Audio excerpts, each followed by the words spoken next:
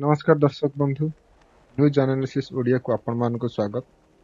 कोविड-19 third wave विषय रे analysis करिबा अछि एवं एही एनालिसिस करिबा पूर्व आपण मानक अनुरोध कि दयाकरी चैनल टी को सब्सक्राइब करिनन। दर्शक बंधु सेकेंड वेव समय रे बहुत संख्यक मामला एवं मृत्यु संख्या वृद्धि हेतु अनेक डॉक्टर एवं साइंटिस्ट माने प्रेडिक्ट करूछंती जे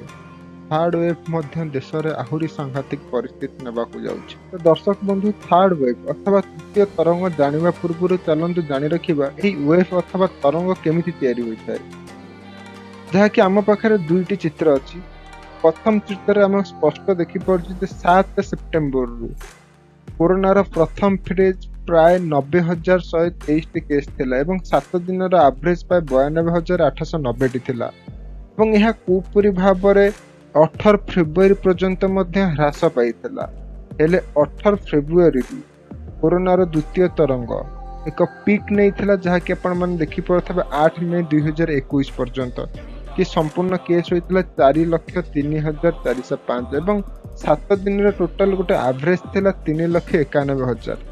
तो यही दुईटी तरंग को देखि आपण भाबी पारुथबे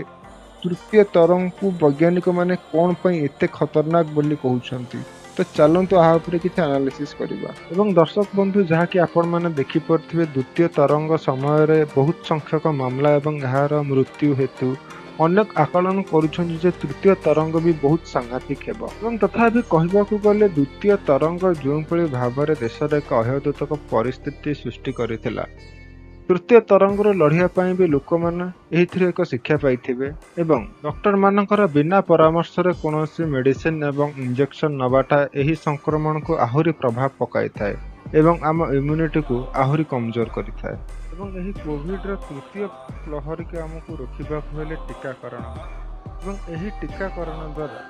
एही संक्रमण कम जनसंख्या को प्रभावित करिबो बोली आशा करा जाय एवं आपण मानक मध्य एक प्रश्न उठुथिबो जे कौन ये तृतीय तरंग शिशु मान को अधिक इफेक्ट पकई पारे कि एवं एक तथ्य देखा गले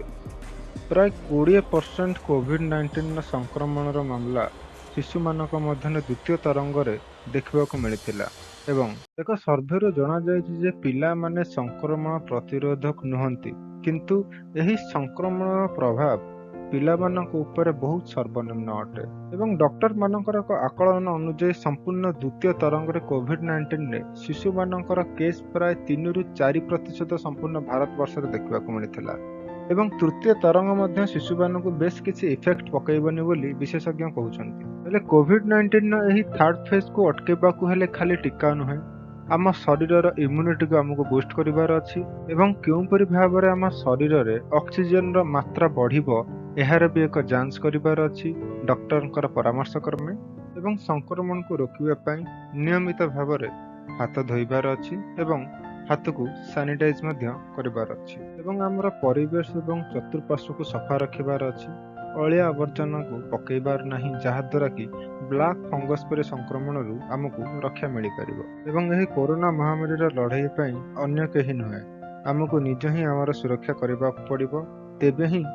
यही संपूर्ण भारत वर्ष यही महामारी मुक्त हो पारिबो एवं दर्शक बंधु वीडियोटी भल लगी न्यूज एनालिसिस ओडिया परिवार को शेयर करंतु लाइक करंतु एवं सब्सक्राइब करने को भूलिबेनी। नमस्कार, जय जगन्नाथ।